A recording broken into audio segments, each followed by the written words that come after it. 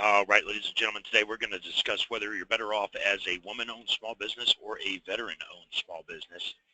And in a nutshell, the answer is veteran.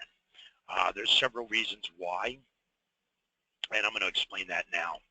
I'm also writing an article on LinkedIn regarding this, so if you'd rather read it than watch the video, you can go to my LinkedIn. Is veteran-owned better than woman-owned? I get the question a lot. People say, make my wife or my girlfriend a partner and become a woman-owned small business. If you're not veteran-owned, if you're not a veteran and your wife or your girlfriend is a veteran, then yeah, it would be a good idea to make her a partner. She would have to be majority owner, at least 51%, but then you could be a WOSB and a veteran-owned small business. If she's a minority or woman and you're a veteran, you're better off as a veteran than a woman. And here's why. Women and veterans and minorities all get 5% set-asides. The difference is the amount of competition. There's almost 70,000 WOSBs registered in the system right now sharing that 5% versus there's only 40,000 veterans. So there's almost half as much competition being a veteran-owned than a woman-owned. The second reason, veterans stick together. A lot of purchasing agents are veterans, and they'll hire a veteran before they hire a civilian just because veterans stick together.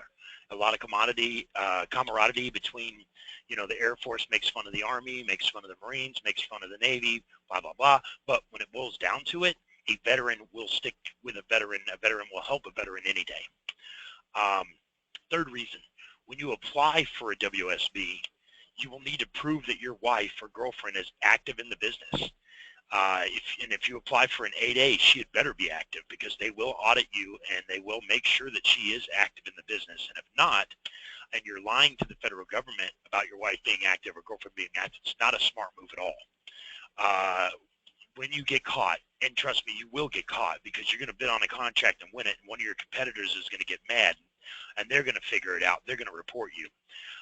When you do get caught, the fines can be $10,000 to $100,000 per failure, and you could face jail time. So it's not a smart move to lie and put your business in your wife's name if she's not going to be active in the business. And with the 8A, she has to physically run the business every day, not just be active, not just answer some emails, but she has to be involved deeply. The fourth reason, and I hate to admit it, but I'm giving you facts here. There are purchasing agents that are sexist, and they won't award contracts to WSBs. I actually wrote an article about this last year. There's a link on my LinkedIn about the fact that it's tougher for women to win contracts, and it is, period. Like I said, I'm not going to sugarcoat things. I'm going to give you facts. Number 5, common sense. If your girlfriend or your wife leaves you, she can take your business with her. I joke, you've had, and I actually said this to a client one time who asked me, I said, how many girlfriends have you had in your life? He's like, I don't know, like 8 or 9. And how many times you've been married? 3. Yeah, go ahead and put the business in your wife's name because she's the one, right? You're going to stay with her forever? Sure. Number 6, the VA and the military often give preference to veterans. So even if it's not a veteran-owned set-aside, they're still going to hire a veteran because, again, veterans stick together.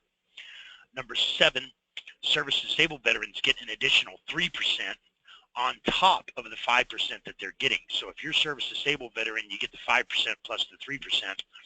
And that 3%, there's only 16,000 competitors. There's only 16,000 people registered. You can get an 8A as a veteran. A lot of people don't know that. We still have to prove discrimination, but if you're a veteran, don't set yourself up as a WSB just because you want to get an 8A. You can get an 8A as a veteran as well.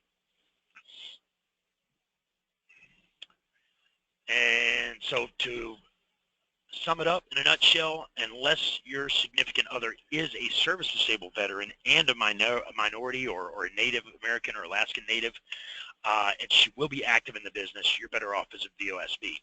If you're not a veteran, if you're a Caucasian male, for example, and you're not a veteran, then you don't qualify for any set-asides except the small business.